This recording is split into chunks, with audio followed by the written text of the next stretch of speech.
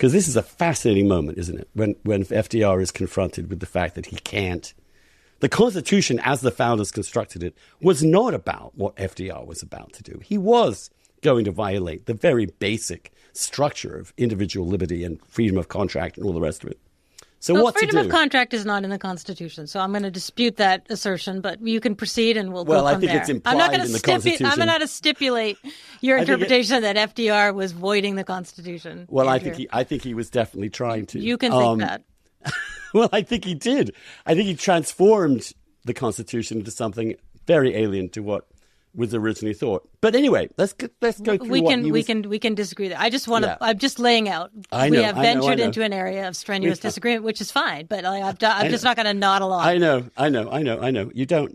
You're not a believer in that old school liberalism, as is apparent in the book.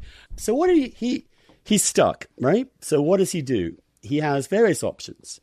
He can pack the court, or he can propose. That's the actual number of justices is in the Constitution. He can call a constitutional convention to actually put the whole New Deal on a new constitutional authority, and he chooses to.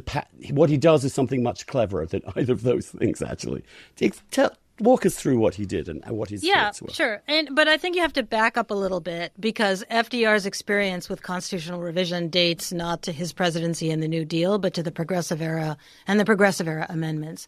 So progressives aligning with populists after the Civil War had for decades been trying to establish what in other countries, are often constitutionalized by amendment as social and economic rights.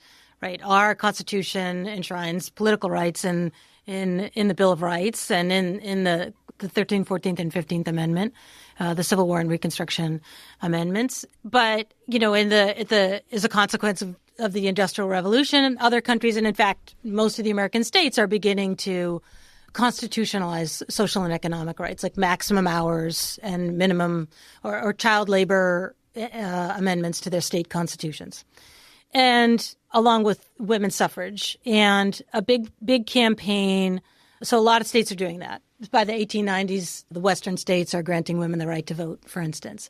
But that's a political right, not a social economic right. Yeah, okay. But it's kind of smuggled in as a social and economic right. Like, we'll be able to abolish child labor if women could vote. Like, we'll be able to care for children better if women could vote. It's interesting, that rhetorical piece of it, but you're absolutely right.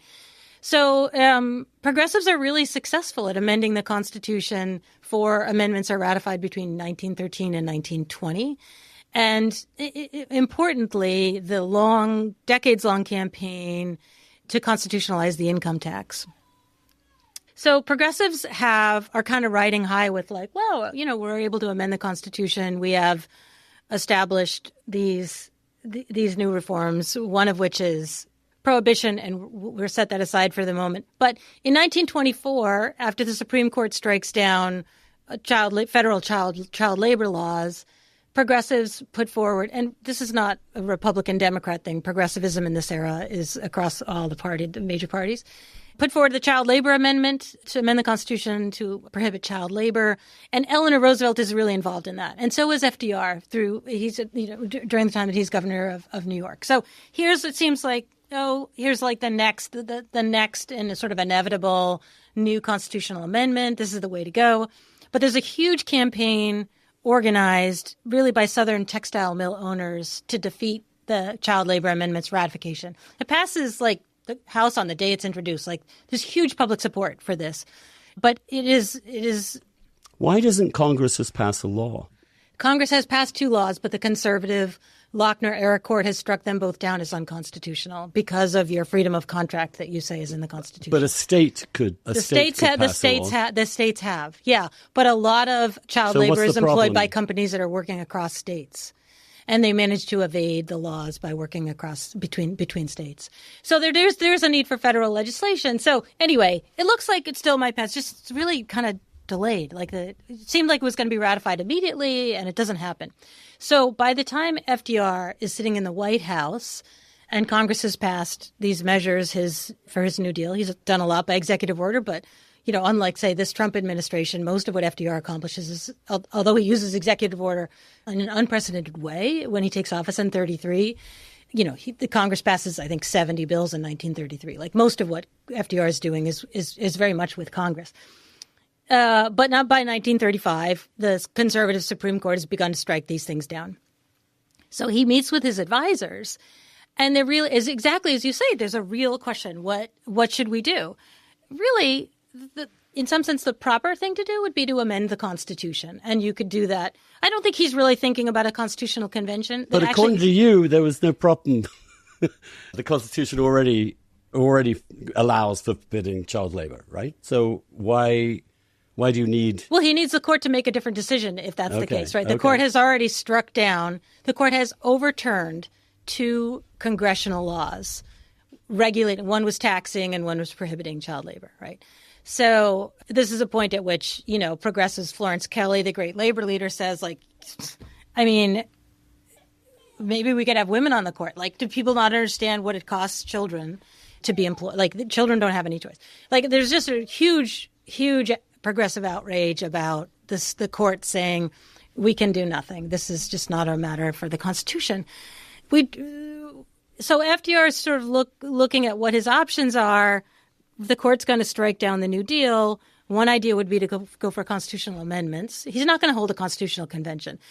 There was a really important threat of a constitutional convention in the 19-teens that was very effective. Constitutional convention is generally most effective as a threat. But he didn't really have time for that. We're still in the Depression. And he just says, it takes about $1 million to defeat a constitutional amendment in this country right now. And he has the National Manufacturers Association, which, Democrats call the millionaires lobby, who are really keen to undo the New Deal. It takes time. He just doesn't. Yeah, it takes time. He just doesn't think he's going to get an amendment through. And there seems to be another path, which is basically just to brazen it out with the court at some level, right? He comes up with the court packing plan, which is a little bit like the threat of a constitutional convention. It's like, this is actually how we got rid of direct election of the senators, right? A constitutional amendment to change so that people could elect their own senators got through the House again and again and again and again, but has to be passed 2/3 of the Senate. And the Senate is like, no, right. We'll never get elected. We all want to run for re-election. And so eventually the states, nearly enough states to call a convention, get together and we're calling a convention to get rid of you guys. And they're like, okay, we'll do, we'll vote for this. So there is some precedent for using a mechanism like that. But I think, also kind of thinking of Eleanor Roosevelt's experience has really been very active in the child labor amendment ratification process and its failure. FDR is like, I'm just not going to go for a constitutional amendment. It's quite a fateful thing.